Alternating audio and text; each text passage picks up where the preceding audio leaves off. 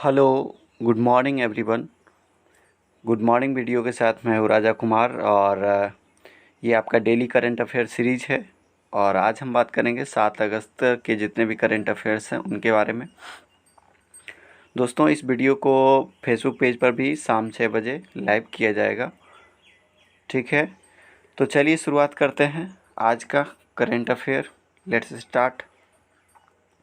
पहला प्रश्न है, जम्मू कश्मीर के नए उपराज्यपाल बनाए गए हैं। तो जम्मू कश्मीर के नए उपराज्यपाल बनाए गए हैं मनोज सिन्हा जी।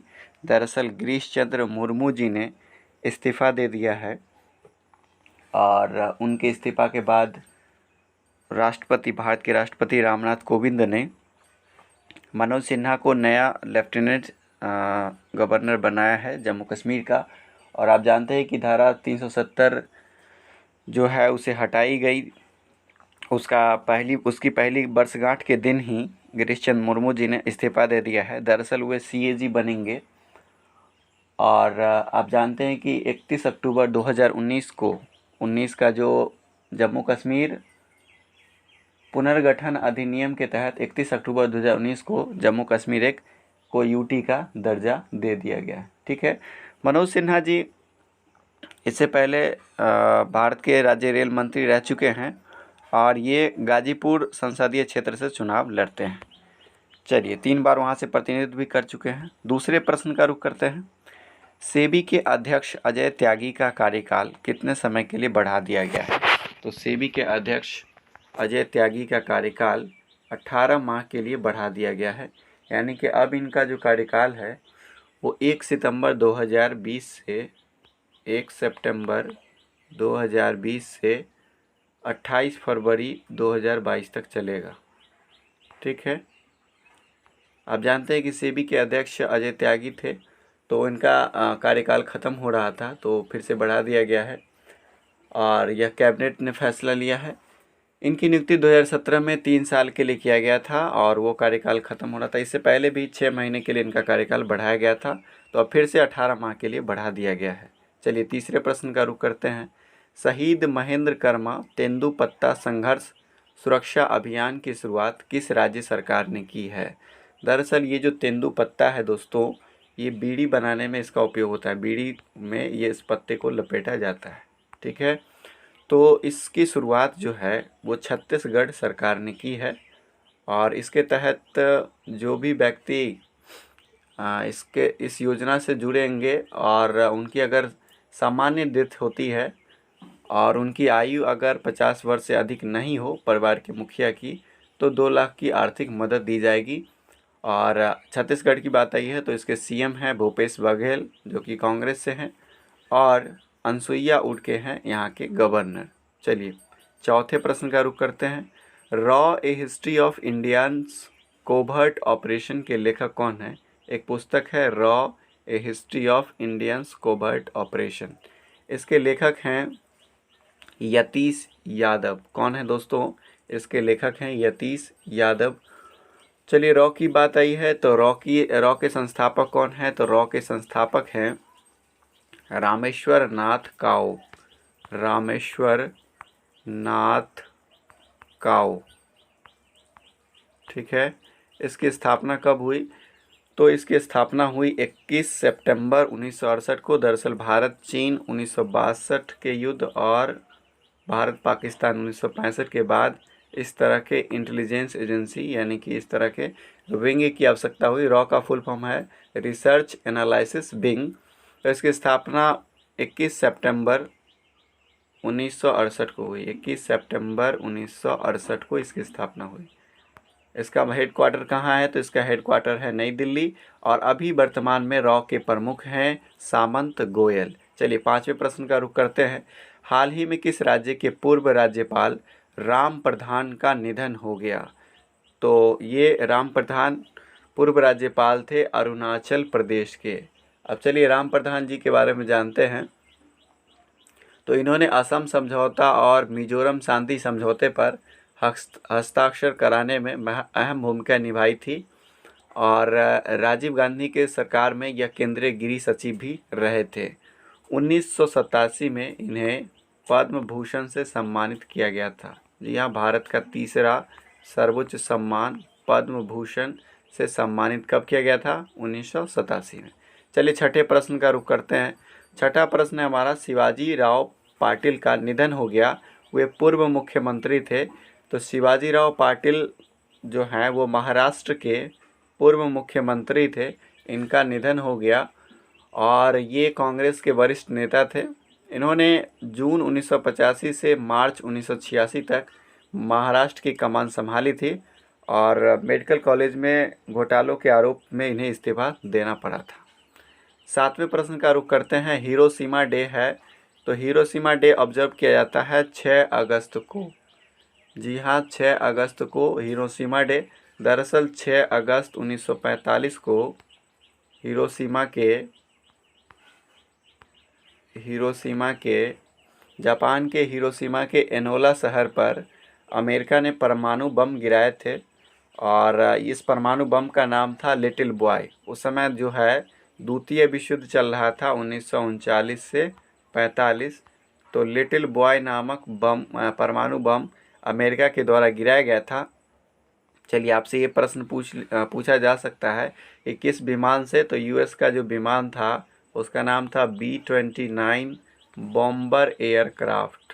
ठीक है, इसमें तकरीबन 3870 किलोग्राम यूरेनियम 235 लोड था। समझिए इसने कितनी तबाही मचाई थी और ये सबके सामने प्रत्यक्ष है। चलिए नेक्स्ट प्रश्न का रुख करते हैं। आठवां प्रश्न है, भारत ने किस देश को राम मंदिर पर कमेंट के लिए चेताया है? तो भारत ने पाकिस्तान को चेताया है कि वो हमारे आंतरिक मामलों में हस्तक्षेप न करें और हमारी आस्था के मुद्दों पर वो अपना बयानबाजी नहीं करें। तो भारत के जो प्रतिनिधि हैं वो पंकज श्रीवास्तव जी ने उन्हें प्रेस रिलीज कर पाकिस्तान को चेताया है। चलिए नौवां प्रश्न का रुख करते हैं। राष्ट्रीय हैंडलूम दिवस कब मनाया जाता है? तो राष्ट्रीय हैंडलूम दिवस 7 अगस्त को मनाया जाता है। दरअसल 7 अगस्त 1905 को स्वदेशी आंदोलन हुआ था, तो इसी को रिमार्केबल बनाने के लिए, और स्वदेशी का मतलब ही होता है कि अपने देश से बनी हुई वस्तुओं का, तो जो हथकरघा उद्योग है उसको बढ़ावा दिया जाए। इसी याद में 7 अगस्त को राष्ट्रीय हैंडलूम दिवस मनाया जाता है। 10वां प्रश्न है, टिक बोर्न वायरस। जी हाँ, टिक बोर्न वायरस किस देश में पुनर्जीवित हुआ है? तो एक और वायरस की उत्पत्ति चीन से हुई है और यह चीन के पूर्वी प्रांत जेनियांग से हुई है और लगभग तकरीबन 7 लोग मारे गए हैं और 60 पीपल आर इन्फेक्टेड, और इसका भी ह्यूमन टू ह्यूमन ट्रांसमिशन का खतरा है। ठीक है, तो यह एक मकड़ी है, उसके काटने से यह वायरस फैलता है और यह ब्लड से फैलता है। तो चलिए चीन ने नए वायरस की खोज की। चलिए 11वां प्रश्न है, किसान पार्सल ट्रेन या किसान रेल की शुरुआत कब से हो रही है? तो किसान पार्सल ट्रेन या किसान रेल की शुरुआत जो है वो हो रही है आपका 7 अगस्त 2020 से हो रही है और यह जो है आपका महाराष्ट्र के देवलाली से बिहार के कानपुर तक चलाई जाएगी। चलिए 12वें प्रश्न का रुख करते हैं। हाल ही में कमल रानी का निधन हो गया, कोविड-19 की वजह से। वे किस राज्य की कैबिनेट मंत्री थी? तो कमल रानी जी यूपी की कैबिनेट मंत्री थी और इनका कोविड-19 की वजह से निधन हो गया। यूपी के सीएम है योगी आदित्यनाथ और राज्यपाल हैं आनंदीबेन पटेल। 13वां प्रश्न है, भारत का पहला स्नो लेपर्ड संरक्षण केंद्र कहाँ खोला जाएगा?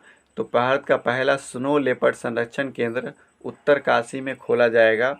और आप जान लीजिए कि ये जो स्नो लेपर्ड है ये आपका पाया जाता है हेमिस नेशनल पार्क में, जो कि आपका कहाँ है? ये है आपका लद्दाख में। हेमिस नेशनल पार्क आपका लद्दाख में है। ठीक है, चलिए 14वें प्रश्न का रुख करते हैं। अंतरिक्ष गतिविधियों को सक्षम और विनियमित करने और निजी क्षेत्र द्वारा इसरो सुविधाओं के उपयोग करने के लिए सिंगल विंडो नोडल एजेंसी कौन सी है? तो ये है single window nodal agency in space. कौन सी एजेंसी है? In space. ठीक है, तो इन स्पेस इसका पूर्ण रूप है आपका Indian National Space Promotion and Authorization Centre. चलिए अब इसरो के साथ इसका टाई अप होगा, सिंगल विंडो ये नोडल एजेंसी होगी। तो इसरो की बात आई है तो इसरो की स्थापना हुई थी 15 अगस्त 1969 को।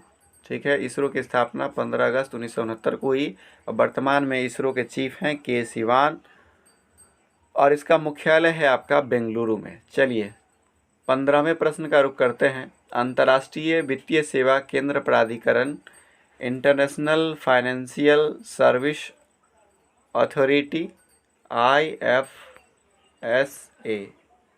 ठीक है, इंटरनेशनल फाइनेंशियल सर्विस अथॉरिटी ने IFSC में अंतर्राष्ट्रीय खुदरा व्यापार विकसित करने के लिए किसकी अध्यक्षता में एक पैनल गठित किया है? तो ये जो पैनल गठित किया गया है वो प्रदीप शाह के नेतृत्व में किया गया है। दरअसल ये 7 लोगों की एक कमेटी है जिसकी अध्यक्षता प्रदीप शाह जी कर रहे हैं। चलिए 16वें प्रश्न का रुख करते हैं। किस IIT संस्थान को गीले कपड़ों से बिजली पैदा करने का तंत्र विकसित करने के लिए गांधीवादी युवा तकनीकी अवार्ड 2020 से सम्मानित किया गया है? तो ये अवार्ड मिला है गांधीवादी युवा तकनीक अवार्ड IIT खड़गपुर को, जिसने गीले कपड़ों से बिजली पैदा करने की सिस्टम डेवलप की है। चलिए 17वां प्रश्न। किस IT कंपनी ने कोविड-19 स्क्रीनिंग सेवा mHealthy की शुरुआत की है? ये की है आपका टेक महिंद्रा ने। टेक महिंद्रा एक जानते हैं आप, एक कंपनी है जिसने कोविड-19 स्क्रीनिंग सेवा mHealthy की शुरुआत की है। 18वां प्रश्न है। किसने एक फाइल ट्रांसफ़र ऐप डोडो ड्रॉप विकसित किया है जिसके माध्यम से उपयोगकर्ता बिना इंटरनेट के ऑडियो, वीडियो और फोटो शेयर कर सकते हैं? ये किया है अशफाक महमूद चौधरी ने। जी हाँ, अशफाक महमूद चौधरी, इन्होंने एक डोडो ड्रॉप ऐप विकसित किया है जिसके यूज़ से आप बिना इंटरनेट के ऑडियो, वीडियो और फोटो शेयर कर सकते हैं। 19वां प्रश्न है। द स्वच्छ भारत क्रांति पुस्तक को किसने एडिट किया है? तो इसे लॉन्च किया गया है मिनिस्ट्री ऑफ जल शक्ति मंत्रालय, मिनिस्ट्री ऑफ वाटर पावर और आपका मिनिस्ट्री ऑफ टेक्सटाइल्स के द्वारा, यानी कि कपड़ा मंत्रालय और जल शक्ति मंत्रालय के द्वारा इसको लॉन्च किया गया है और इसे एडिट किया है परमेश्वरन ने। ठीक है, तो आप जानते हैं कि जल शक्ति मंत्रालय का जो मंत्री हैं वो है गजेंद्र सिंह शेखावत। कौन है?